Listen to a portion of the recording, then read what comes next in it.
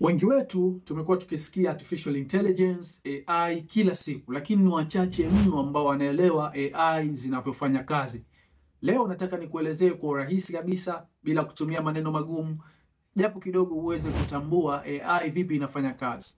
Kwanza fahamu AI ni mfumo wa kompyuta unaojifunza kutokana na data. Kisha sasa huweza kufanya maamuzi ama kutoa majibu kulingana na hizo data ambazo imejifunza. Kuna aina kuu mbili za AI.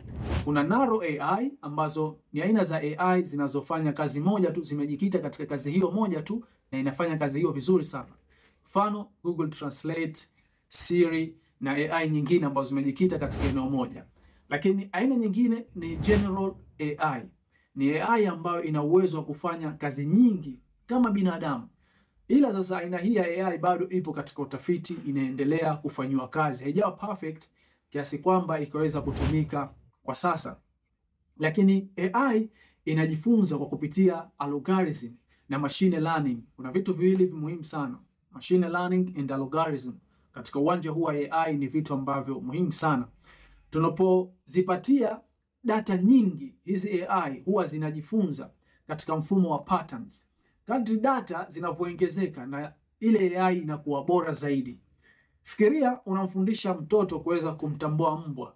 Unakuwa unamuonesha picha mbalimbali za mbwa tofauti tofauti, ili basi kuweza kujua mnyama huyu ni mbwa. Na AI sasa inafundishwa kwa njia kama hiyo, lakini kwa kutumia maelfu, mamilioni ya data kuweza kuzifundisha. So AI sio uchawi. Ni kompyuta tu ambazo zinajifunza kutokana na data na kuweza kutoa maamuzi kutokana na hizo data ambazo zinajifunza. Unaweza kufahamu hivyo kwa ufupi kuhusiana na AI. Natumai utakuwa na maswali mengi ya kuweza kuuliza. Kuna sehemu ya comment unaweza kuuliza, kutoa maoni yako. Lakini pia usishie hapo, hakikisha una like video hii, una repost iweze kuwafikia watu wengi sana waweze kujifunza pia na wao kuhusiana na artificial intelligence. Kama bado hujanifollow, hakikisha unanifollow, tuendelee kuwa pamoja katika kushare maarifa na kujifunza siku baada ya siku. Asante sana.